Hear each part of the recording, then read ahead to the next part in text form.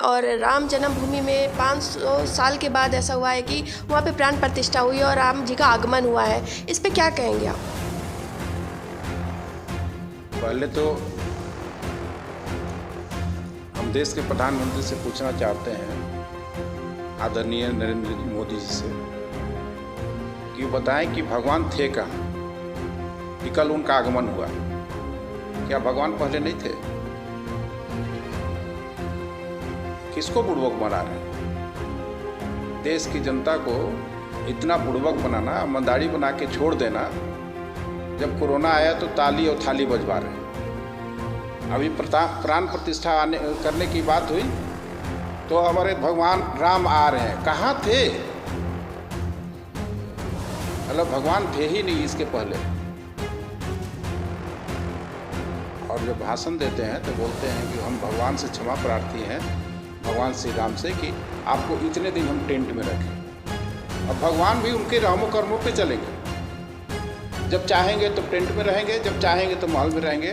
हम देश के प्रधानमंत्री को बोलना चाहते हैं, अपने पीएम आवास काहे नहीं दे दी भगवान जी को रहने के लिए? जब उनको पता था कि भगवान जी टेंट में रह रहे हैं, अपने पीएम आवास जैसे महल में रह रहे हैं, तो उनको दे देते पीएम आवास का महल। यानी आपका कहना है कि लोकसभा चुनाव को लेकर ये एक रणनीति बनाई गई है अयोध्या को लेकर? ये टोटली लोकसभा चुनाव का ये मामला है। और लोकसभा चुनाव को लेके चल रहे हैं कि लोकसभा चुनाव हमको कैसे जीतना है। इंडिया गठबंधन जब बना है तो उनको बौखलाहट आ गई है, और बौखलाहट में सब आनंद फानंद में ये सारे कार्य कर रहे हैं। और भगवान जी को भी अब नहीं छोड़ रहे हैं। देश तो बेच दिए, देश की सारा संपत्ति बेच दी। अब भगवान के नाम को बेच रहे हैं, उनको बेच के अपना व्यापार कर रहे हैं कि कैसे हम अपने गद्दी पर बने रहें। अब भगवान को तो सुरक्षित छोड़ दीजिए, जो जिसके आस्था में हम लोग हैं उनको सुरक्षित छोड़ दीजिए, वो सुरक्षित रहे। भगवान के नाम को मोदी जी मत बेचिए, ऐसा मत कीजिए। और देश को लोग कैसा मूर्ख मत बनाइए। कोरोना आया तो ताली और थाली बजवा रहे थे। राहुल जी को भी कल असम में एक मंदिर में जाने से रोक दिया गया, इस पे क्या कहें? पूरा बीजेपी का साजिश है। एक तरफ निमंत्रण देते हैं कि आप आइए, और दूसरी तरफ जब जाते हैं उनका क्या कहना था कि नहीं हमारे मंदिर में आइए, अयोध्या मंदिर में आइए। मतलब उनके कहने के अनुसार राहुल जी अगर अयोध्या मंदिर में जाते तो वो कहते कि चलो हम जो कह रहे हैं वो कर रहे हैं। लेकिन जब वहाँ गए तो उनको रोक दिया गया। क्यों रोका गया? इसका जवाब है पूरा बीजेपी का साजिश है। अब पूरा चुनावी एजेंडा है, अब पूरा चुनाव को लेके किया गया है। अगर भगवान हमारे राम की प्राण प्रतिष्ठा करनी थी तो हमारे सबसे शुभ दिन रामनवमी होता है। रामनवमी के दिन उनका प्राण प्रतिष्ठा होना चाहिए था, तब तक मंदिर भी बन के तैयार हो जाता। लेकिन क्या उनको हड़बड़ी थी? चुनाव की हड़बड़ी थी। चुनाव में 4 संहिता लग जाएगा, हमको चुनाव में इसको भंजाना है। भगवान को बेच दिए।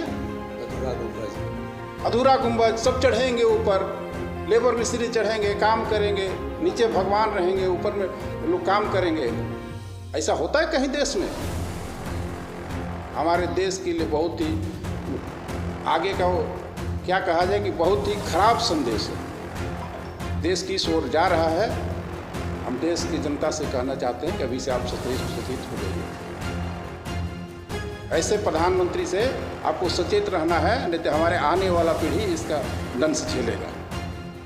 लेकिन लोग तो कहते हैं कि सनातन धर्म में ये सबसे बड़ा जो है ना कभी देखने को मिला है, ना कहीं आगे देखने को मिलेगा। चूँकि 70 साल कांग्रेस राज की, लेकिन कभी भी वहाँ पर मस्जिद को तोड़कर मंदिर नहीं बनाया गया। देखिए, कोर्ट का मामला था। कोर्ट ने आदेश दिया, कोर्ट का डिसीजन आया कि मंदिर बनेगा। तो देश की जनता के पैसा से मंदिर बन रहा था। वो कौन होते हैं मंदिर का प्राण प्रतिष्ठा करने वाले? हमारे राष्ट्रपति से कर। जब देश की बात थी तो राष्ट्रपति से क्यों नहीं कराया गया उसको? इसलिए कि वो दलित समाज से आती है, आदिवासी समाज से आती है, उसको नहीं करा के अपने कर रहे हैं। देश का प्रथम नागरिक होता है राष्ट्रपति, और राष्ट्रपति से उसका प्राण प्रतिष्ठा कराना चाहिए था। अगर प्राण प्रतिष्ठा हुआ तो हमारा शुभ दिन रामनवमी है, रामनवमी के दिन कराया गया। ये टोटली अपने चुनाव का उनका एक कार्यक्रम था, बीजेपी का एक कार्यक्रम था। और जिस तरह लोगों ने रोड पे आतंक किया कल, श्री राम का झंडा बांध के, महावीर का झंडा बांध के लोग रोड पे नाचते दिखे, गाते दिखे, और लोग भागते दिखे। और इतना तेज बाइक 4 व्हीलर चला रहे थे लोग, और दारू पी रहे थे। ये क्या है? भगवान श्री राम बोलते हैं क्या कि हमारे झंडा को लेकर रोड पर तुम नाचो, दारू पियो? इसका श्रेय किसको जाता है? देश के प्रधानमंत्री को जाता है, जो इस नंगा नाच करा रहे हैं रोड पे। अबुआ राज के अगर बात करते हैं हेमंत जी की, तो अभी फिर से उनको एक सम्मन जारी होने वाला है, फिर से उनको 27 तारीख को बुलावा आने वाला है। तो ऐसे में क्या लगता है कि राज बच पाएगा या नहीं? आज तक देश में जो नहीं हुआ वो मोदी जी करवा रहे हैं। सिर्फ ईडी और सीबीआई के बात लेके जहां उनकी सरकार नहीं है, उनकी पूरी ताकत अपना झोंक दिया है कि जहां उन विपक्ष की सरकार है वहां उसको हटाओ, अब बीजेपी की शासन को लाओ। तो अब कुछ होने वाला थोड़े है। देश, हमारे राज्य की जनता आदरणीय हेमंत सोरेन जी के साथ है और उनके साथ मुस्तैदी से खड़ा है। चाहे ईडी लगा लो, सीबीआई लगा लो, और कुछ होने वाला नहीं है। यहाँ और बिहार में दोनों जगह उनकी नज़र है कि किसी तरह ईडी और सीबीआई लगा के उनको हम जेल में डाल दें और वहाँ के हम सत्ता पे काबिज हों। तो यहाँ की जनता अमूर्ख नहीं है, सब समझ रही है।